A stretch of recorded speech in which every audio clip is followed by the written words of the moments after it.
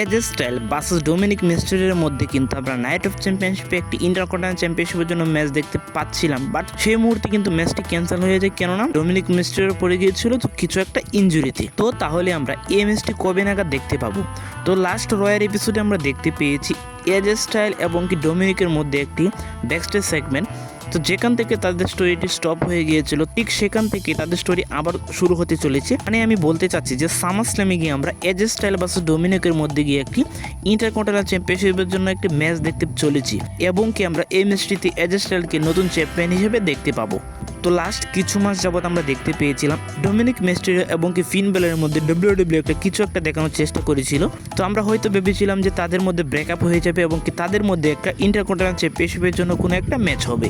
তো বর্তমান স্টোরি দেখে মনে হচ্ছে যে WWE সেখান থেকে সরে এসেছে এবং কি আমরা ফাইনালে গিয়ে সামার স্ল্যামে দেখতে চলেছি ডোমিনিক মিস্টেরিও ভার্সেস এজে স্টাইলের মধ্যে একটি টাইটেল ম্যাচ এবং কি সেই ম্যাচটি তো এজে স্টাইল হতে চলেছে নিউ চ্যাম্পিয়ন। এছাড়া আমরা সামার স্ল্যামে দেখতে চলেছি যেহেতু কিং হয়ে গিয়েছে বর্তমান কোরিওর্স, সেহেতু কোরিওর্স তো অবশ্যই চ্যালেঞ্জ জানিয়ে দিয়েছে জন সিনাকে।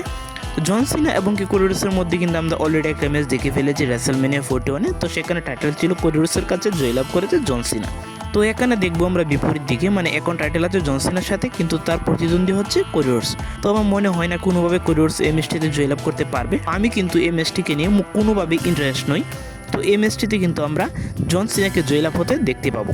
তো আপনার কি মনে হয় কোরিওর্স কি আবারও চ্যাম্পিয়ন হতে পারবে নাকি জন সিনা ম্যাচটিতে জয়লাভ করবে? অবশ্যই কমেন্টে জানিয়ে যেতে ভুলবেন না। এছাড়া লাস্ট উইক রয়্যাল এপিসোডে কিন্তু আমরা দেখতে পেয়েছি ভয়ানক একটি সেগমেন্ট সিএম পাঙ্ক এবং কি গুন্তারের মধ্যে। তো সিএম পাঙ্ক যখন রিং ছেড়ে চলে যাচ্ছিল, গুন্তার কিন্তু তাকে আটকে দিয়েছিল হাত ধরে। তো সেই মুহূর্তে আমরা দেখতে পাই ভয়ানকভাবে একটা ধাক্কা দিয়ে দিয়েছিল কিন্তু সিএম পাঙ্ক গুন্তারকে। তো WWE তো মনে হয় না এমনি স্টোরিটা আমাদেরকে দেখিয়ে দিয়েছে। তো এই স্টোরি কিন্তু ভবিষ্যতে প্রগ্রেস হবে এবং কি হতে পারে আমরা গিয়ে দেখতে পেলাম সিএম পাঙ্ক ভার্সেস গুন্তারের মধ্যে একটি টাইটেল ম্যাচ সামার স্ল্যামে। তো সামার স্ল্যামের কিন্তু আর মাসখানেক সময় রয়েছে, তো সেখানে কিন্তু আমরা গুন্তার এবং সিএম পাঙ্কের স্টোরিটি আরও প্রগ্রেস হতে দেখতে পাবো নেক্সট রয়্যাল এপিসোডগুলোতে।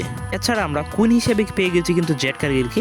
তো জেড কার্গিল কিন্তু টিফিন স্টেশনকে ফেস করতে চলেছে সামার স্ল্যামে, কিন্তু ঘটনা সেখানে আরেকটা ঘটে যেতে পারে, কেননা আমরা স্যাটারডে নাইট মেইন ইভেন্টে দেখতে চলেছি টিফিন স্টেশন ভার্সেস টি স্ট্যাটাসের মধ্যে একটি টাইটেল ম্যাচ।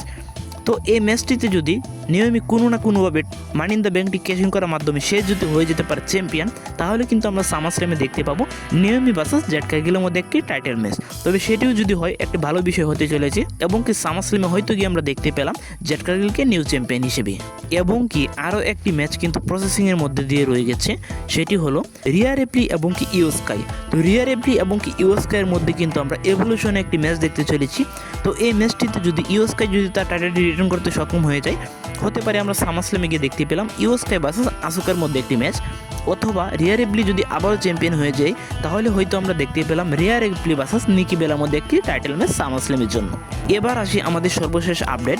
তো রোমান রিংস কবে ফিরবে? রোমান রিংস কিন্তু এখনও ফেরে নাই। স্যাটারডে নাইট মেইন ইভেন্টে আমরা দেখতে চলেছি সেথ ফ্রিকিন রোলিন্স এবং কি এলএ নাইটের মধ্যে একটি সিঙ্গেল ম্যাচ। তো এই ম্যাচটিতে হয়তো আমরা দেখতে পেলাম কোনো না কোনোভাবে রোমান রিংস ফিরতে পারে, তো তার মধ্যে দিয়ে সেথ ফ্রিকিন রোলিন্সের মধ্যে তার আবারও স্টোরি কন্টিনিউ হতে পারে। তো সেখানে আমরা সামার স্ল্যামে হয়তো দেখতে পেলাম সেথ ফ্রিকিন রোলিন্স ভার্সেস রোমান রিংসের মধ্যে আবারও একটি ম্যাচ। তো আপনার কি মনে হয় সামার স্ল্যামে আর কোন ম্যাচটি অফিসিয়াল হতে পারে তা কমেন্টে জানিয়ে যেতে ভুলবেন না। তো সামার স্ল্যামে যে 5টি ম্যাচ এখন পর্যন্ত স্টোরি অনুযায়ী এগিয়ে যাচ্ছে, তো সেই বিষয়ে কিন্তু আমার সম্পূর্ণ মতামত জানিয়ে দিয়েছি।